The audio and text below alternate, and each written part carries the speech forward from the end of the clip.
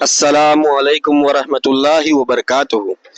محترم سامعین، فضائل اعمال کے دفاع میں اب اہل بدعت کی طرف سے یہ دلیل دی جا رہی ہے کہ دیکھیں، مولانا زکریا سے پہلے کئی محدثین کرام نے اس طرح کی عبارت کو، جس کرامت کے اوپر تنقید کی جا رہی ہے، اس کرامت کو نقل کیا ہے، لیکن سلف میں کسی نے بھی اس طرح کی کرامت کے اوپر تنقید نہیں کی، اس کے اوپر فتویٰ نہیں لگایا۔ اہل حدیث پہلے ہیں جو اس طرح کی کرامت کے اوپر تنقید کر رہے ہیں۔ مولانا زکریا جی رحمۃ اللہ علیہ پر سارا فرضین ہو جاتا ہے کہ بھائی سارے فتوے انہیں پہ داغے جائیں، وہ تو سب جی بری ہو گئے۔ لیکن مولانا زکریا رحمۃ جی اللہ وہ شخصیت ہے کہ بھائی اگر میری یہ سمجھ نہیں آتا کہ بھائی اگر ایک تیسری صدی کے آدمی نے کوئی بات نقل کی تو وہ تو برعکس ہو گیا، اس نے جمع کر دیا۔ دیکھیں، ان کی دلیل پر ہم دو زاویے سے جواب دینے کی کوشش کریں گے۔ ایک تو ہم سلف سے ثابت کریں گے کہ دیکھیں، سلف نے اس طرح کے نظریہ، اس طرح کے عقیدے کے اوپر واضح طور پر تنقید کی ہے، اور دوسرا یہ کہ دیکھیں، جو محدثین تھے ان کا اس عبارت کو نقل کرنے کا مقصد کیا تھا، اور جو فضائل اعمال کی جو عبارت ہے، جو کرامت جس کو کہا جا رہا ہے، وہاں پر اس کا مقصد کیا ہے، کس طرح سے وہ گھروں میں اس کی تعلیم دی جا رہی ہے، اس کو سکھایا پڑھایا جا رہا ہے، اس کا مقصد کیا ہے، دونوں پر ہم بات کریں گے۔ دیکھیں، سلف میں جو ابن قیم رحمہ اللہ ہے، بہت ہی مشہور ہے اور عقیدے میں ان کی بہت بڑی مضبوط پکڑ ہے۔ وہ کیا کہتے ہیں اس طرح کے نظریات کے بارے میں؟ کہتے ہیں نبی صلی اللہ علیہ وسلم کے بعد جو ہے وہی وہ بند ہو گئی۔ اب جو حضرت خضر اور موسیٰ کے واقعے سے دلیل پکڑتا ہے کہ اس کو اللہ سے علم حاصل ہوتا ہے، جس کو علم لدنی کہتے ہیں، اور وہ خود کو اتباع سے بے نیاز سمجھتا ہے، یعنی قرآن اور حدیث اس کو سننے کی اب حاجت نہیں ہے، ایسا سمجھتا ہے، تو یہ کفر ہے اور اسلام سے نکل جانے والی چیز ہے۔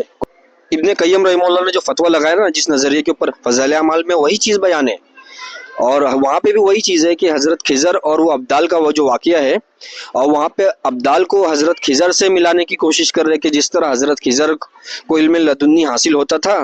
سن لیجئے مفتی کی زبانی کہ بھائی انہوں نے جو کہا کہ ہم ڈائریکٹ رزاق سے سنتے ہیں، یعنی حضرت خضر کا جو معاملہ ہے کہ اللہ تعالیٰ امور تکوینیہ کا کام جو ان سے لے رہے ہیں، تو اللہ تعالیٰ، وہ نبی تو نہیں حضرت خضر، لیکن پھر بھی اللہ کا رابطہ ہے، وہ اللہ کو سنتے ہیں، اللہ تعالیٰ کا پیغام آتا ہے، اب چاہے وہ پیغام فرشتے کے ذریعے آتا ہو، چاہے وہ پیغام الہام ہوتا ہو، چاہے وہ پیغام کشف کے ذریعے ان کو اطلاع مل جاتی ہو، اسی طرح آج کے دور میں بھی اللہ کے نیک بندوں کو کشف و الہام ہو سکتا ہے۔ اگر کوئی ولی اس طرح کی بات کرتا ہے کہ میں اللہ کو سنتا ہوں، اس کا مطلب آپ یہ نکال سکتے ہیں یہاں پہ یہی کہہ رہے ہیں سارے مفتی، حضرت خضر کا جو معاملہ تھا وہی معاملہ ہمارے ولیوں کا بھی ہوتا ہے۔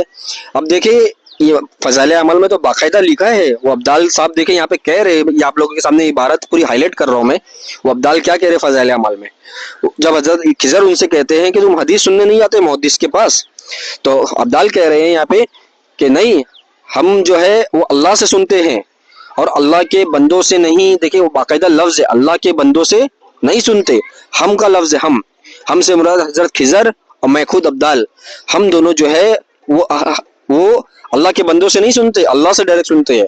تو اس طرح کا نظریات کے اوپر ابن قیم رحمہ اللہ کا باقاعدہ فتویٰ موجود ہے کہ جو ایسا اعتقاد رکھتا ہے کہ وہ حضرت خضر کی طرح اللہ سے علم لدنی ڈائریکٹ حاصل ہوتا ہے اس کو، اور وہ اس کو قرآن حدیث کی عادت نہیں، جیسا کہ یہاں پہ ابدال کہہ رہے ہیں ہم اللہ کے بندوں سے نہیں سنتے، حدیث بندے سے کہاں سے لیتا ہے؟ اللہ کے بندے سے ہی لیتا ہے نا، اللہ سے تو ڈائریکٹ حدیث نہیں لیتا، اللہ کے بندے سے ہی قرآن اور حدیث کا علم حاصل ہوتا ہے، اللہ کے بندوں سے ہی۔ مسلمان کا طریقہ یہی ہے، وہ باسند ہے، لوگ سند کے ساتھ قرآن اور حدیث کی اتباع کر رہے ہیں۔ تو یہاں پہ باقاعدہ اس طرح کے نظریات کے اوپر ابن قیم رحمہ اللہ کا فتویٰ موجود ہے، اور اسی طرح ابن تیمیہ رحمہ اللہ کا بھی فتویٰ موجود ہے۔ دیکھیے، ابن تیمیہ رحمہ اللہ کیا کہتے ہیں، جو عقیدہ رکھے اولیاء میں نبی کی اتباع کے بغیر اللہ تک پہنچنے کا کوئی راستہ ہے تو وہ شخص کافر ہے اور شیطان کے اولیاء میں سے ہے۔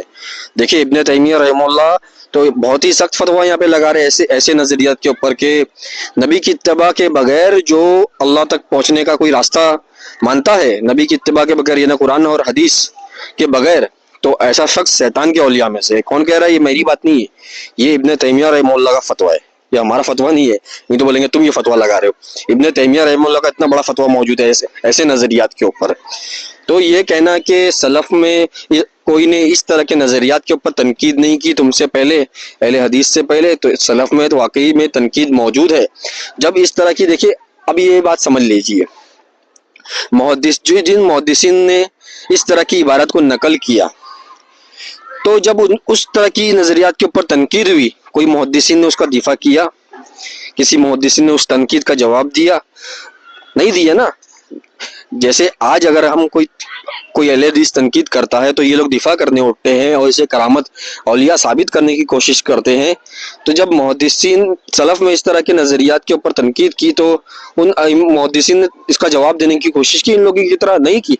क्योंकि वो मुहद्दिसीन का नज़रिया नहीं होता। देखिए अब हम उस बात पर आते हैं, जैसे जो मैं कहा दूसरा जाविया ये है, मुहद्दिसीन जब किसी को कोई चीज़ को सनद के साथ बयान कर देते थे तो वो उसको उससे बरी और जिम्मा समझते थे, खुद को उससे बरी और जिम्मा समझते थे। ये मैं अपनी बात नहीं कह रहा, ये अस्मा और रिजाल के बहुत बड़े माहिर इमाम हाफिज इब्न हजर रहमहुल्लाह वो कहते हैं।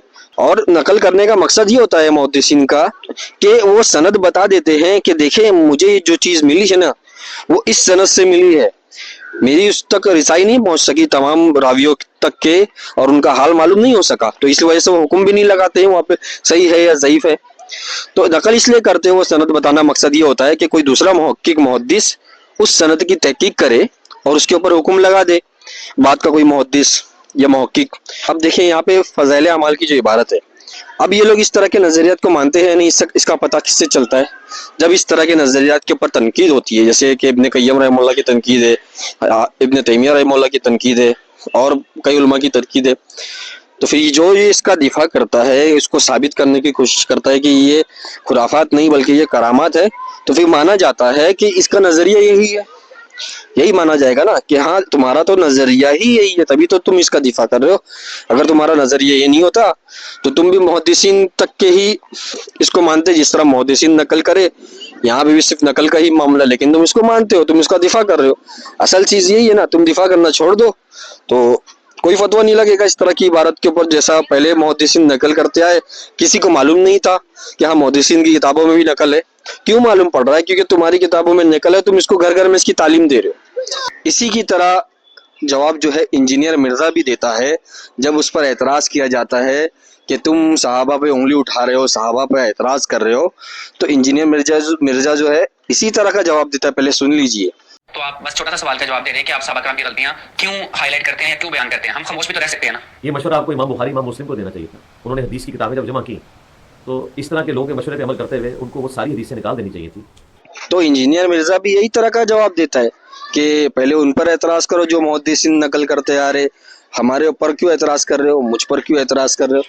और यहाँ पे ये बात याद रखे, कोई भी मौलाना ज़करिया के ऊपर या इन लोग क्या रोनर होते कि देखिए ये लोग मुसलमानों की तकफीर कर रहे हैं, कोई भी मौलाना ज़करिया की या ये जो इस तरह की इबारत नकल कर रहा है, कोई अहले हदीस ने आज तक तकफीर नहीं की। ये झूठ बोलते, ये रोनर होते हैं। असल में क्यों रोनर होते हैं? ताकि आवाम को दिखाया जाए कि देखो ये लोग मुसलमानों को गैर मुस्लिम बना रहे हैं। हमारा जो हुक्म होता है वो इबारत पर होता है, किसी जात के ऊपर हम लोग डायरेक्ट हुक्म नहीं लगा